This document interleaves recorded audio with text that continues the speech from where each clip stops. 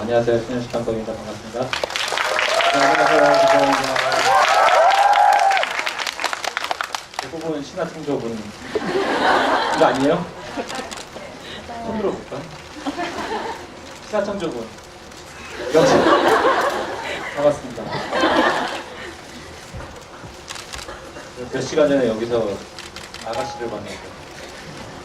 이상형 할때 만나서 이 원에서 봤어요. 때문에 저희 따로 모델토크로 돌려서 하는 거죠? 네. 반갑습니다. 저희 예전에 그 동환 씨랑 그 제가 조류인간이라는 작품을 같이 준비를 했었어요. 그때 오셨던 분들이 상당수 또 계실 것 같은데 그날 정말 인상 깊었어요. 저희 그 신화창조의 수준에 어서 기자 간담회하는 줄 알고 제가 여러 아이돌 팀들이 구성된 어떤 이런 행사에 지금 많이 했는데 그 신화창조의 수준이 가장 높았어요. 아이들이 많았어요. 지식도 풍부해요. 지식 공부하고 아주 날카로운 질문들을 했던 게 기억이 납니다. 이 작품은 저희 동환 씨에 대해서 잘 아는 분들은 익숙할 거예요. 저 혼자 사는 저 느낌과 이게 나름 웃자고 만든 건데 동환 씨가 실제로 저런 얘기를 하는 것이 굉장히 이렇게 낯설지 않고 되게 저는 배는 괜찮은데? 저도 배가 부셔가지고 괜찮아요. 아니 화장실 제가 얘기를 좀 네. 잘 봤죠? 네, 어땠어요? 어려워요. 어떤 점이 좋았죠? 네? 오빠가 나온 거 좋대. 첫 번째 얘기 재밌지 않았어요? 우리 귀여운 친구들도 나오고 네. 떡볶이와 인권이 묘하게 연결되어 있는 느낌이었어요. 그죠? 네. 저도 사실 첫 번째 작품 보면서 되게 오히려 감동을 받았었어요. 네. 전주영화제에서 처음 봤는데 당연한 것들을 이렇게 당연히 누리지 못하는 학생들과 또 사람들이 있어서 새 감독님들이 이런 영화를 만든 게 아닌가 그런 생각이 들었습니다. 멋있어요. 떡볶이를 왜 참지 못하냐? 학교 끝나고 먹으면 되지 않냐? 다른 질문하시면 맞아. 그걸 못 참지? 하고 얘기하시는 분이 있는데 저희 이게 영화에 대해 진지하게 얘기하면 제가 이게 제가 과장상인 것 같이 보이나 봐. 실제로 그 떡볶이를 먹게 하냐 못하냐보다 더 중요한 거는 왜 그런지 그리고 왜 개개인의 어떤 욕망을 학교 내에서 어떻게 푸는지에 대해서 학교 구성원이 가장 중요한 구성원인 학생들을 소통하지 못한다는 게 가장 큰 문제인 것 같아요. 떡볶이 뭐 끝나고 먹을 수도 있겠죠. 더 중요한 거는 학교에서 그냥 일방적인 결론을 내렸다는 거죠. 예를 들어서 뭐 매점에서 판매를 할 수도 있고 쉬는 시간에 먹을 수 있게 그 여러 가지 학생들하고도 여러 가지 솔루션을 함께 머리를 맞대고 진행을 할 수 있는 거였는데 그런 소통 자체가 없었다는 것이 어떤 그 플래시 그만 던져주면 어지러워 지금 약간. 없다는 것 자체가 우리의 권리가 그 부분에 대해서 침해받고 있다라는 그런 생각이 들었어요. 예. 단순히 뭐 1시간 참여, 2시간 참여 이 문제가 아니고 저희 질문 받을까요? 질문 있어요? 네, 저기 파란색 옷 입는 네.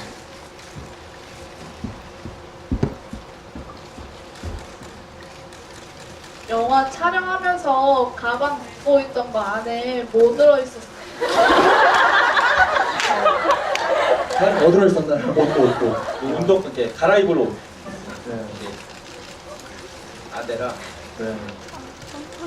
옷이 진짜로 있었어요. 네, 옷이 들어있었네요. 뭐가? 저도 못 열어봤거든요. 뭐 무기 같은 게 있을 줄 알고. 네, 여기 앞에 세 번째.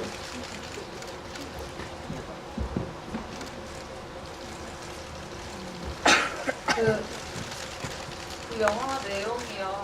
네. 전체적으로 그 타인에서 대변하는 그런 세계상 그런 내용이었는데 네. 정확히 어떤 거를 표현하고 싶은지 그러니까 인권 영화인데 그 인권이라기보다 어떤 전체적인 요즘 사회 이슈 그런 거를 표현하신 것 같은데 정확하게 어떤 점을 표현하고 아니, 국가인권위원회에서 이 시리즈를 한 지 꽤 됐어요. 19년 됐어요. 거의 20년이 다 되려고요.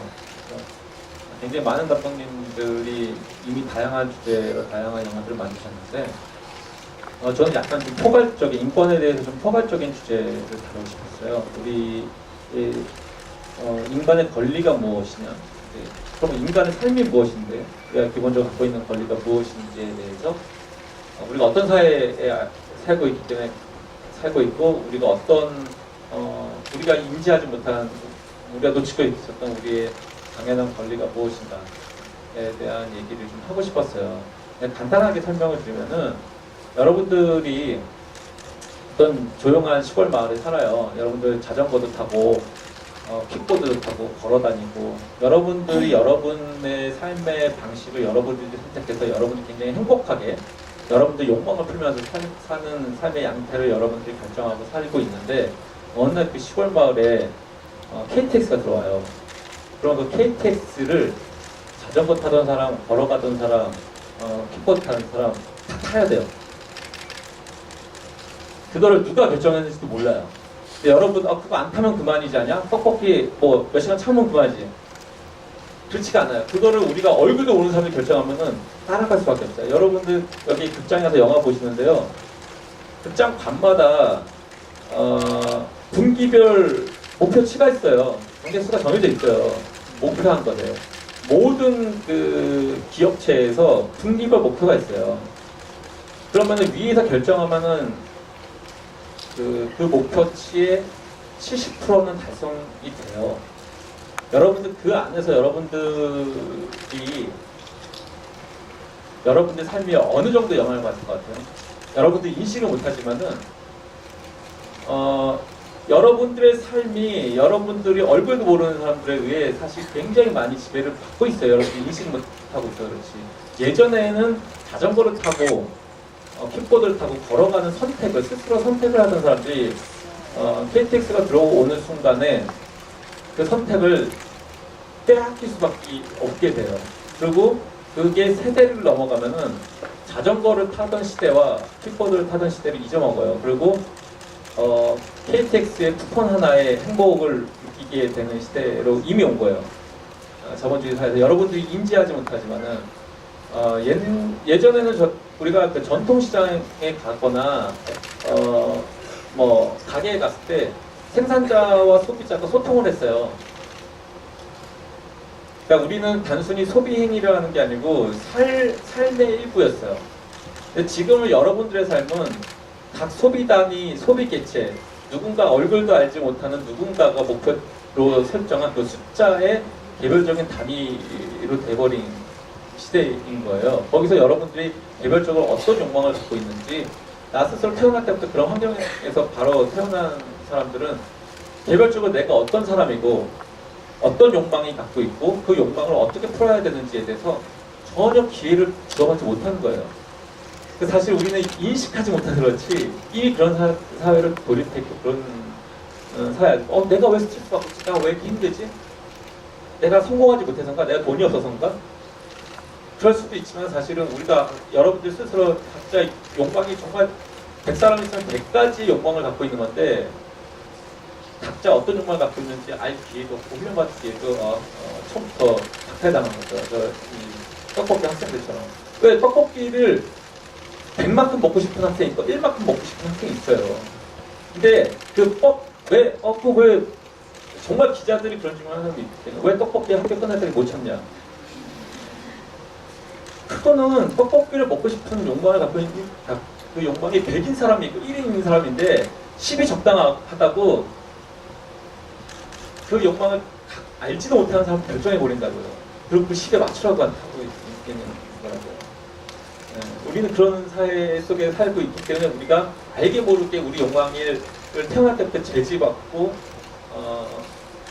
제한받기 때문에 우리 지금 현대사회에서 살면서 여러분들이 스트레스 받을 수밖에 없거든요. 전 그게 가장 인간의 기본적인 권리이고 우리가 인식하지 못하고 있는 권리라고 생각을 해요. 네. 박수 한번. 네. 저도 좀 비슷한 생각을 하고 있어요. 그 디태치먼트라는 영화 혹시 아시나요? 디태치먼트라고 에드리안 브로디가 선생님으로 나오는 영화인데 그 영화에서는 이제 많은 교육을 받아야 될 나이에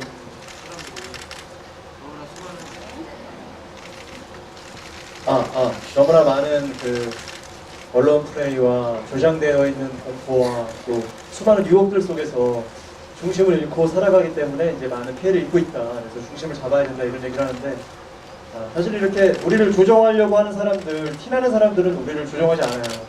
수많은 방관자들이 덫을 놓고 우리가 걸리길 기다리고 또 우리가 그 물건들을 사고 보고 또 그 집단에 들어가고 이러면서 이렇게 조종되어 가고 있는데 그거를 저희들이 이제 정말 몇몇의 사람들 빼고는 인식을 못하고 이렇게 끌려가고 있어요.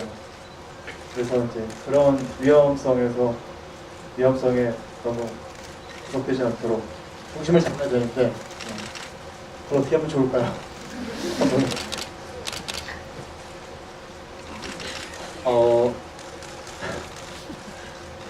되게 사실은 코미디 웃자고 만든 건데 좀 네. 슬픈 얘기는 저항하기 위해 태어났다고 하지만 저주는 나갈수록 하려고 하잖아요. 그게 사실 기성세대들이 젊은 세대들한테 갖고 있는 태도인 것 같아요. 그 비겁함. 엄청난 거대한 걸 막 써줬죠. 오는 것든지 엄청나 우리 독립할 거야 하지만은 독립할 의지 이미 없고 저주는 나갈처럼 살려고 그러고 독립의 그날을 위해서 조용히 있으라고 그러고 그게 기성세대가 젊은 세대들이 하고 있는 태도입니다. 젊은 세대들이 스스로 자신의 욕망이 무엇이고 기존의 기성세대들이 자신의 기득권을 유지하기 위한 사회 시스템이 이제 여러분 시대에는 통용되지 않는다는 것을 자각하고 거기에 대한 다시 저항을 해야 된다고 생각해요. 여기 있는 많은 분들은 또 기성세대이기도 해요. 사회를 움직이는 구성원이기도 하기 때문에 기겁해지지 말아야 돼요.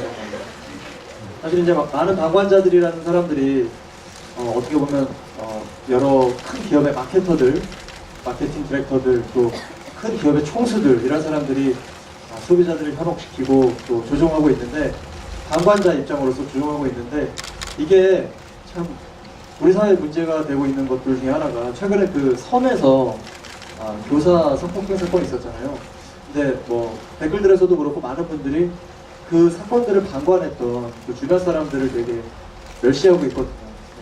김봉남 살인 사건의 결말에 보면은 그 여자 주인공도 방관자에서 방관하지 않는 사람으로 변해가는 그런 모습을 그리기도 하는데 스스로가 방관자가 되지 않으려면은 참 많은 용기가 필요하지만 그게 가장 사람답게 사는 방법이 아닐까 싶습니다.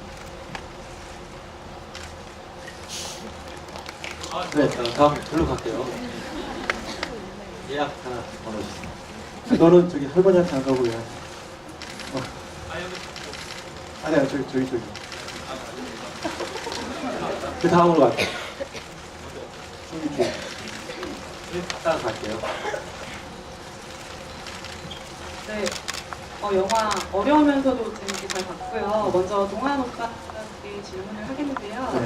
네. 이 우민이라는 역할에 연습을 하고 소화하게 이렇게 할 준비나 노력 같은 걸 하신 게 있다면 어떤 게 있는지 궁금하고요. 그 다음에 또 동환 오빠랑 감독님께 같이 여쭤보고 싶은 건데 네. 이 영화의 뭐 관전 포인트처럼 이 영화가 말하고자 하는 메시지가 담겨있는 그런 주요 장면이나 이런 게 있다면 어떤 걸 뽑을 수 있는지 좀 궁금합니다. 우선 첫 번째 질문에는 제가 막 캐릭터 연구를 하고 뭔가 이렇게 하려고 안 했던 게 메시지가 담겨있는 영화이기 때문에 감독님이랑 술을 많이 먹었어요, 동네에서. 어떻게 했으면 좋겠냐 그런 얘기를 좀 많이 여쭤봤고요. 크게 덧붙이지 않았어요. 왜냐면 이게 비틀어질까봐 캐릭터가 대본에서 느껴지는 감정 그대로 하고 감독님이 어떻게 디렉하시는지 현장에서 잘 해야지 싶었는데 그냥 막 빨리 찍으셔가지고 정신없이 찍었던. 뭐 하지만 저는 아주 잘했습니다. 감독님이 원하시는 대로. 감독님 그리고 단정 포인트에 대해서 말씀해 주시죠.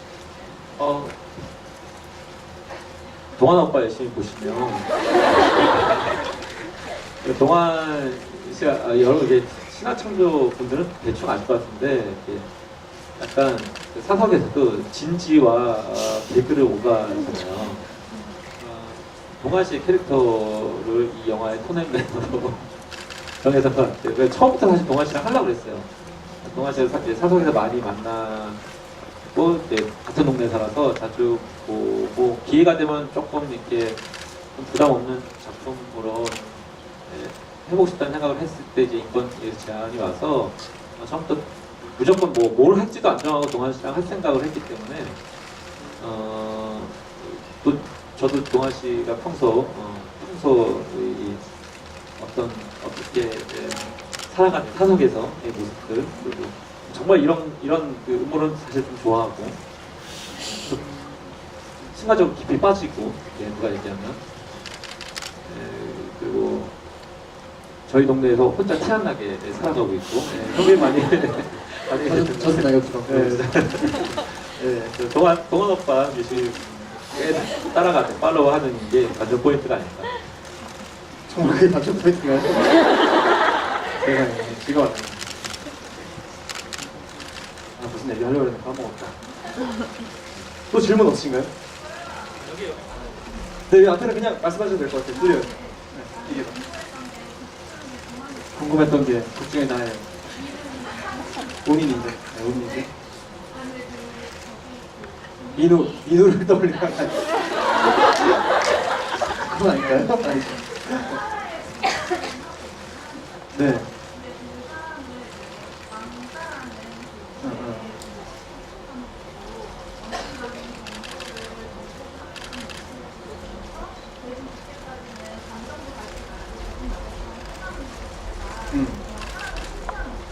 네.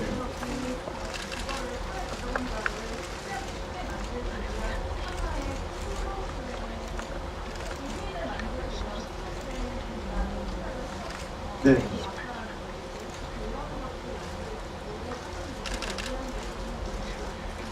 이게 약간 그 역설적으로 얘기한 거 아닌가요? 역설적으로 얘기한 거죠. 그렇게 살면 안 되지만 지금 현 사회가 그런 걸 강요하고 있다. 그런 것들. 기성세대들이 저는 낙엽처럼 살아라. 아무 의견도 내지 말아라. 줄을 이탈하지 말아라. 그러니까 점점 저는 저한테 질문한 거죠. 감독님한테. 제 사견을 먼저 얘기하자면 저는 일본을 되게 좋아하고 일본어 공부도 많이 했고 친구들도 사귀고 자꾸 가지만 가끔 소름 끼치도록 좀 무서운 게 그 일본에서는 정부의 통제에 따르는 걸 좀 당연하게 생각하는 문화가 있어요. 물론 그것도 장점이 되게 많아요. 네. 선장은 한 명이고 그 한 명을 따라가야지 이제 나라가 움직이니까 장점은 많은데 이제 우리나라 같은 경우는 이제 그럴 때가 아니라 경제 성장을 위해서 노력할 때가 아니라 국민들의 행복을 위해서 많은 사람들이 뒤돌아봐야 될 텐데 그게 안 흘러가고 있고 계속 몇십 년 전처럼 우리가 이제 얘기를 하고 있고 단 몇 프로를 위해서 많은 사람, 대다수의 사람들이 피해를 그냥 복시하길 원하는 분위기가 자꾸 조성되니까 거기에 대해서 이제 저항하는 사람들이 많이 있어서 버티고 있는데 저는 그런 점들이 일본 갈 때마다 자꾸 안 보이고 그거를 좀 왜 그렇게 하지? 라는 생각들을 느낄 때마다 소름이 돋고 한국도 좀 그런 식으로 흘러가는 되게 특이한 구조예요. 완전 자본주의도 아니면서 이상한 분위기로 흘러가는 것 같아서 그럴 때 좀 소름 끼칠 때가 있는데 질문이 뭐였지? 우민. 그래서 어쨌든 그건 역설적으로 표현한 건데요. 그러지 말자는 의미지 그렇게 통제당하는 게 그렇게 느끼셨는데 지금 마땅한 질문이 떠오르지 않아서 그렇게 하신 건 아니죠? 네. 저는 여러 번 보시나요? 타 들어가는 나뭇가지처럼 사세요. 인들레 옷이 우리들로 진행자로. 여러분 이렇게 그 대한민국에서 조직 안에 살아보면 그 대사 말씀의 의미를 알 거예요. 젖은 낙이 좋잖아. 그러니까 여러분들이 어떤 조직에 들어가는 순간 5년 안에 그 갈등을 하게 돼요. 내가 민들레 호시가 돼서 이 나무에서 떨어져서 홀로 나홀로 바람 타고 떠다닐 것인가, 젖은 낙엽처럼 죽은 것도 아니고 산 것도 아닌 것처럼 살아있어야 되는 그 갈등을 100% 하게 됩니다. 저 맨 뒤에 괜찮으시겠어요? 맨 뒤. 천천히 가세요. 저희 딴 얘기하고 있어요. 저희 화장실 등분 계속 화장실 들고 가셔야 계셔야 돼요. 돼요. 네, 여기 가세요. 뛰지 마세요. 자빠집니다. 예쁜 치마 입고 자빠지면 벌레리 골레리. 저는 네, 질문 해주십시오. 마이크가 안 나오면 고함을 좀 질러주세요.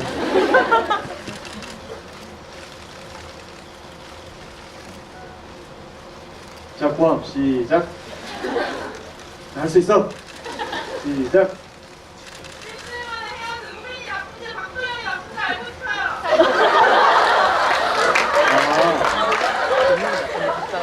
박도경이 나쁘죠. 박도경이 나쁘죠. 박도경이랑 에릭이랑 비슷하냐는 질문을 요즘 많이 받는데 진짜로 그런 식이냐고 성격이. 근데 매력 있잖아요. 근데 전혀 달라요. 전혀 달라서 다행인 것 같아요. 박도경은 저도 이제 계속 보고 있는데 저 패주고 싶은 스타일이에요. 요즘부터는 또 오해해요.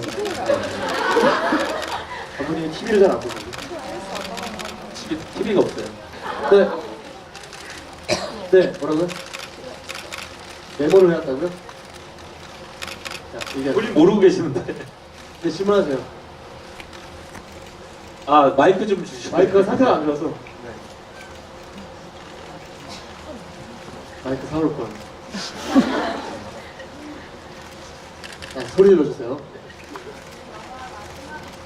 영화 마지막에 보면 이건 안 보여.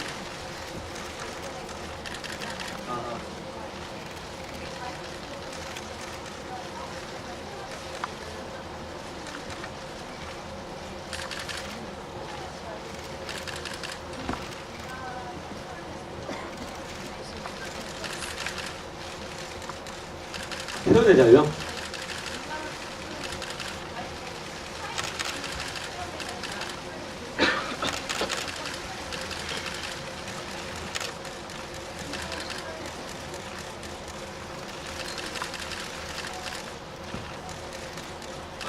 어떤 식으로든 제한이 들어가면 자유는 아니죠, 사실. 제한이 있으면 그걸 정도를 객관적으로 어떻게 대량화해서 말할 수 있는 부분은 아니잖아요. 그 표현의 자유와 다른 타인의 삶에 어떤 해를 가하는 것과는 사실 분리돼서 판단을 해야죠. 그러니까 그만큼 개개인의 의식 수준이 높아져야죠. 네. 그 표현의 자유는 무한대여야 되고요. 그에 상응하는 개개인의 의식 수준도 무한대까지는 아니더라도 상당 수준 올라가야 되는 거죠. 개별적인 문제라고 해요.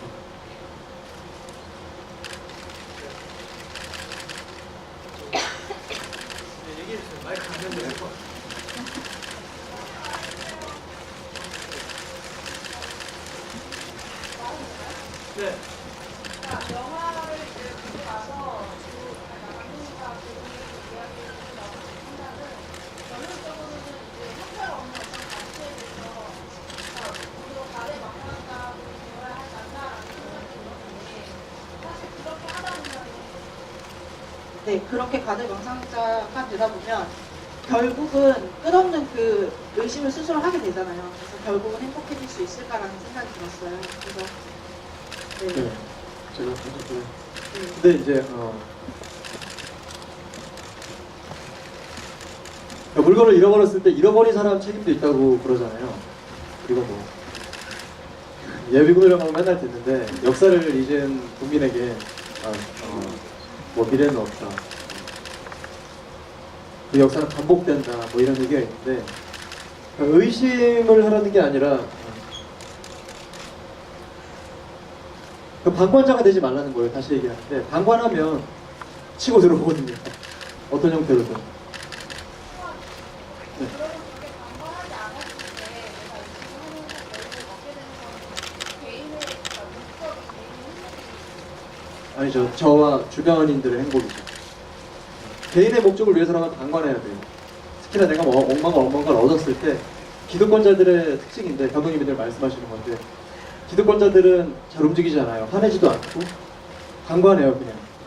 하지만 지키기 위해서 그러니까 기득권자들끼리만 대화를 하죠. 절대 욕도 하지 않아요. 근데 보통 이제 가진 게 없고 문제를 느끼는 사람들은 흥분하고 열을 내고 경계하고 의심하고 근데 그 경계의 끈을 놓치는 순간 기득권자를 제외한 많은 사람들이 피해를 크게 입게 됩니다. 너 이렇게 진지하지? 여러분의 삶의 목적이 개인의 행복인가요? 그게 당연하다고 생각하시나요? 아닐 수 있어요.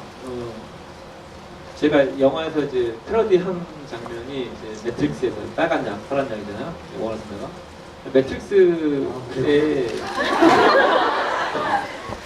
매트릭스에 안 깨어나고 네오가 매트릭스 안에서 사는 게 개인의 행복에 맞죠. 그렇지 않나요?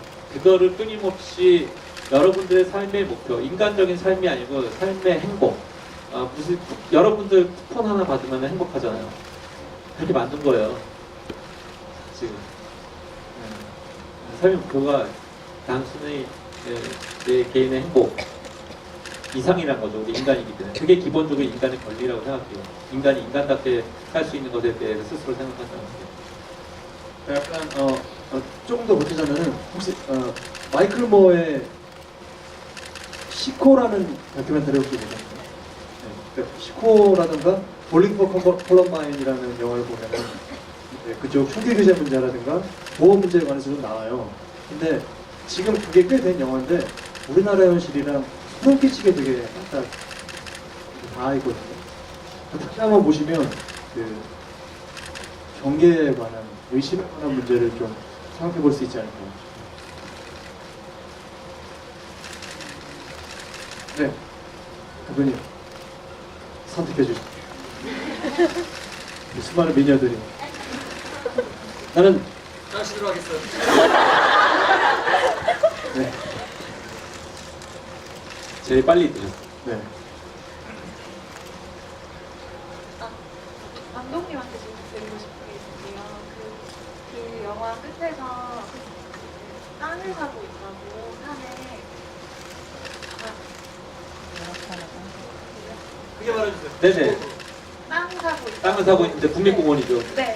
근데 뭐 그런 걸 떠나서 그냥 그걸 보면서 저 그러면 뭔가 이상적인 세계를 만들고 싶은 거잖아요. 근데 뭐 정부도 없고 그런 거에 대해서 그러면 감독님 생각하고 있는 이상 세계가 어떤 건지가 사실 좀 잘 모르겠거든요. 제가 진짜 어른이 돼서 어떤 이상적인 걸 만들고 싶으셨는지 그게 내 있으면 더 그걸 좀 알려주시면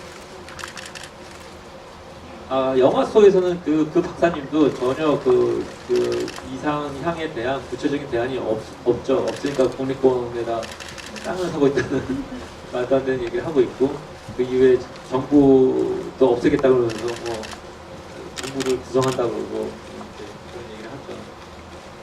가끔 개인적으로도 한번 상상을 해봤어요.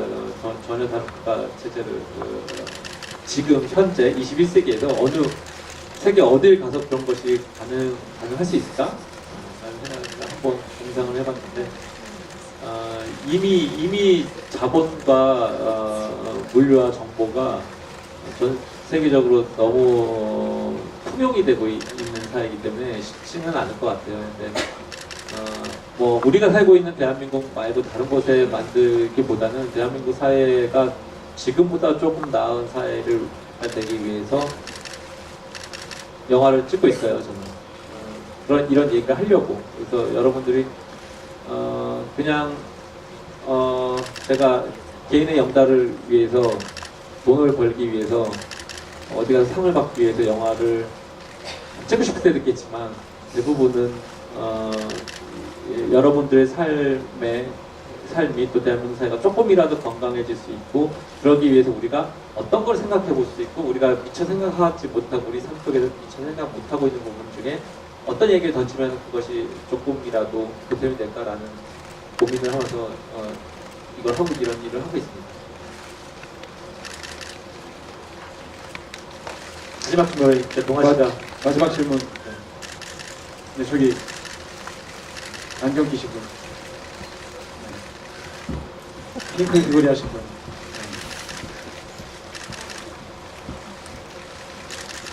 블루레인 한번 불러주실래요? 네, 저 오빠한테 물어보고 싶은데요. 네. 저 중국에서 왔는데, 어. 네, 그래서 그 오빠한테는 지금도 영화 쪽에서, 지금도 영화 쪽에서 공부하고, 네, 한국말 잘하시네요. 네. 지금도 영화 쪽에서 공부하고 있고요. 아, 네, 한국에서? 네, 중국대학교 지금, 네, 지금 공부하고 있고요. 오빠는 그 단편 영화에서 나오는 걸 처음에 봤는데 네. 혹시 나중에 그런 단편 영화에서 출연하는 생각이 더 있나요? 출연 생각, 아니 그 나오는 출연 연출? 네, 연출 아니고 출연 출연할 생각이 있냐고요? 실. 그럼 만약에 그런 생각이 있으면 어떤 장르 단편 영화 어떤 장르를 선호하시는 거예요? 저는 중국 사극에 출연하고 싶어요. 현대용몰이 변발을 풀고. 그럼 지금 왜냐면 그 한쪽 합작 영화 되게 많아서 그럼 네. 나중에 기획되면 그런 한쪽 합작 영화도 나오는 한중 합작 영화 만들어주세요. 시에. 시시해. 자, 이거는 번외 질문이었으니까 하나만 더 받도록 할게요. 감독님이 선택해 주시죠. 수많은 분들. 저기 가운데 있네요. 이렇게. 마이크 없어도 된다고요? 뒷사람들은 생각 안 해요? 일단 지금 작품 이름이 과대망상자들이잖아요. 그래서 어떻게 인권이랑 망상이랑 같이 접목시켰는지도 궁금하고요. 혹시 본인이니까 트루먼쇼 같은 경우에 감시 당하는 그런 게 있었잖아요. 그래서 나도 감시를 당하고 있나 이런 생각을 많이 했었거든요. 그래서 혹시 그런 망상을 내가 과대망상자인가 이렇게 생각을 하신 적이 있는지 여쭤보고 싶어요. 저 같은 경우에는 전 좀 방관하는 스타일이에요. 여자한테 양다리 두 번이나 걸쳐받고, 그러니까 방해받죠, 내가. 네. 그리고 그런 거 말고도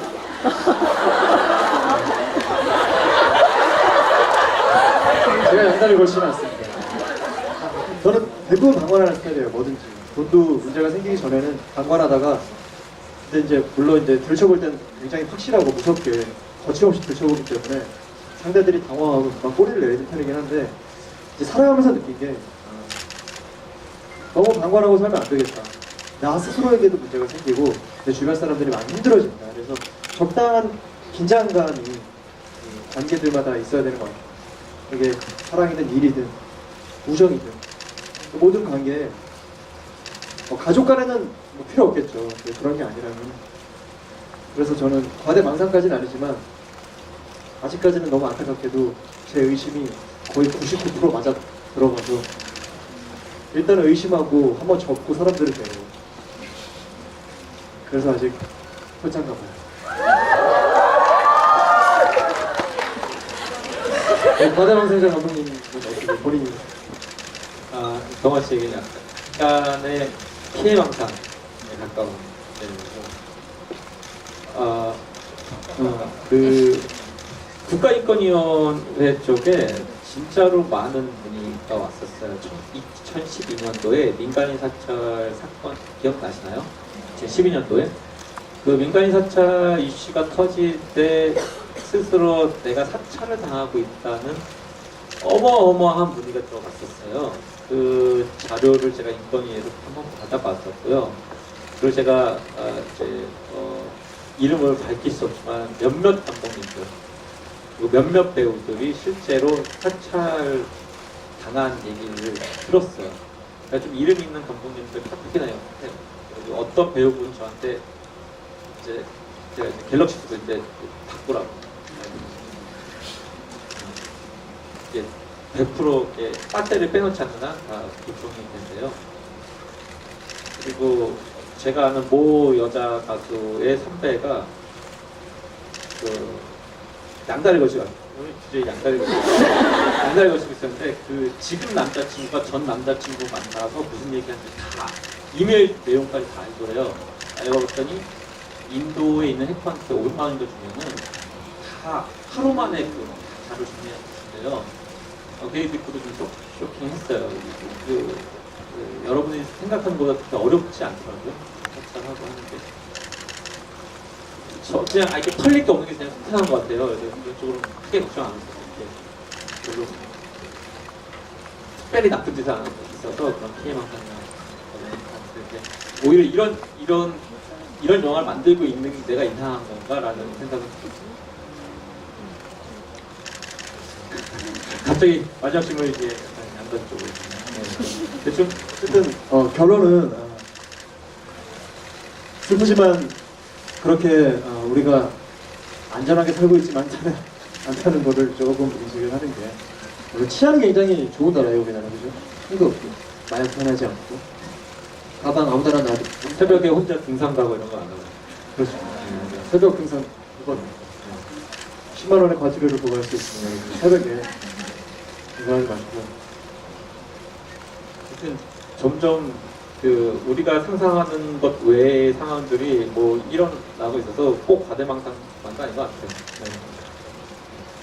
하여튼 오늘 자리를 꽉 채워주셔서 너무 감사합니다. 그리고 여러분 저기 동아 씨 뮤지컬 하고 있는 거 아시죠? 네.